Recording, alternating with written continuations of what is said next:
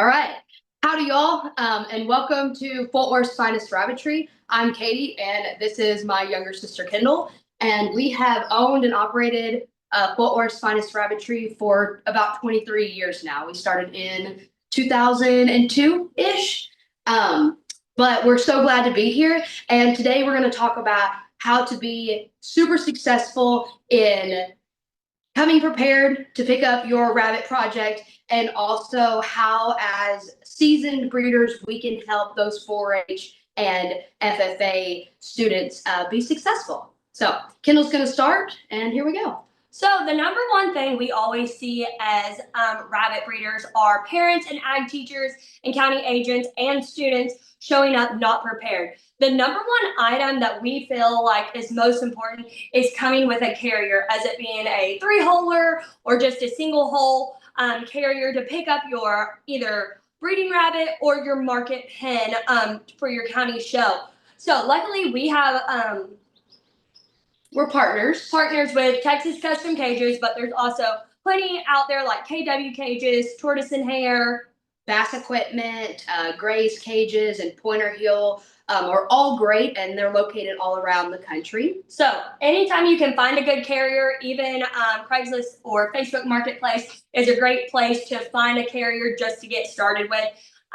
You really don't want to show up with a box. Your rabbits are going to end up dirty, and they do not have the same support as a nice rabbit carrier, because obviously these are designed to transport rabbits to and from different places. Yeah, and that also goes for dog kennels. We see a lot of like cat or small animal kennels that people will bring to come pick up their projects, and that doesn't support them. Everybody knows that rabbits have claws, and with the wire bottom cage, they're able to rest nicely and feel secure as they travel back. For us, the great state of Texas, there's 254 counties here, and we've sold to nearly over half of them. But the deal is, we're in North Texas, and they might be traveling over 9 hours back home or to wherever they're going to be raised for their county show or whatever show they're destined to. I think another item that's super important to show up with is questions.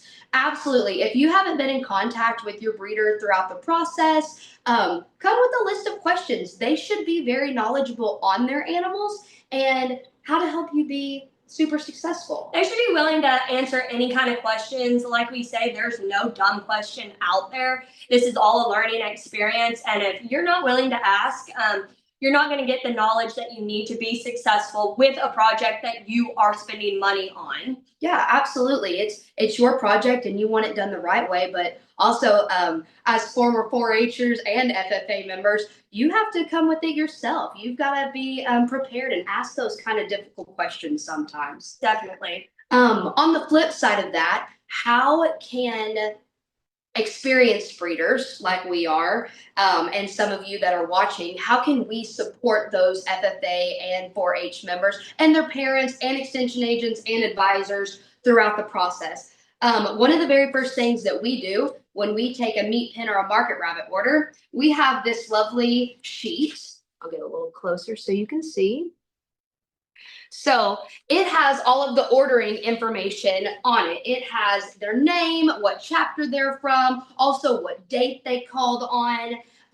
One of the biggest things in Texas is a validation date, but also it can be, when do they even need this rabbit by, especially if it's a breeding rabbit versus a market rabbit pen. And then it goes through all their contact information. Another big thing is tattoos in Texas. Like we said earlier, there's 254 counties in the great state of Texas. And us as breeders, we can't keep up with everybody's county's rules. We try our hardest. But you have to know if your county takes a breeder tattoo. There are some counties that they will disqualify you if you show up with a breeder tattoo. So it's important that you do your knowledge and you're studying on your side. Yeah, so know your county's rules. We kind of tell our people that visit us that if you know your county's rules, you're already 10 steps ahead of everybody else that's out there. But that's a good place, is have a sheet or have some type of form that you can fill out that keeps all of your contacts in a row. Also, you have to be willing to be courteous and kind and answer literally 1 million questions, because you have to remember that everybody, including yourself, started with zero knowledge of this amazing hobby. Definitely. And it's only because of our mentors that we're still here today, nearly 23, 25 years later. But don't be surprised if you sell to somebody and then they don't come back. And maybe it might not be because your animal wasn't the greatest, or it might not be because they didn't have a great experience with you. Maybe that student chose something else. Maybe they decided that livestock judging through FFA or plant identification through 4-H was something better, or something that they enjoyed more. And that's okay. But the more that you keep giving your information, and don't forget, you are the expert on your rabbit. I think that that's a big thing, and you should be able to tell your purchaser, your buyers, about that, whether it's the market animal or whether it's a breeding rabbit. Re-raise satins and mini satins, and every time that one leaves our possession, like, they come with a fact sheet. Make sure that they know the weights and that they know the birth date of the animal, so when they get to the show, that they're not confused, and they also don't enter a year-old rabbit in a junior class. Educate them just like we were all once educated as well. I think another thing is we are our biggest component to support the rabbit hobby. If we're not talking positive about it, they're not going to have a great time and want to come back and do this project again. Yeah, absolutely. And that brings it to another good point, Kendall, is following up. That's a huge thing that I feel like every kind of livestock industry has, maybe not the best communication with, but follow up. We know that when these rabbits leave our care, especially when we sell market rabbits, those kids only have them for 30 days.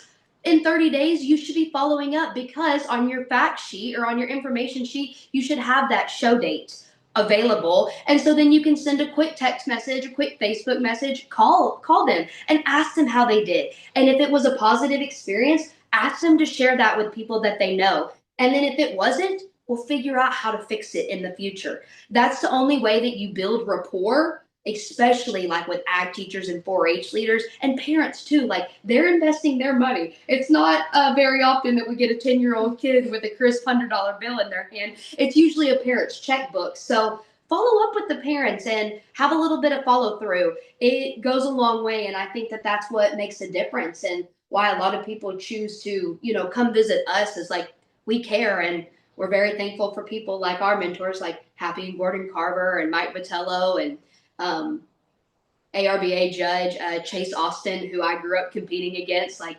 they were all, they held our hands in the beginning, and now we get to hold hands of other people. So it's kind of cool to see the full circle. Absolutely. And I know that I wouldn't be half the person I am today without the rabbit hobby. Definitely. So, thanks again. And you can find us on Facebook at Fort Worth's Finest Rabbitry. And it's kind of cool. We're located in Bridgeport, Texas, Lubbock, Texas, and most recently, Dackerville, Oklahoma. Yeah. So thank you and have a good day.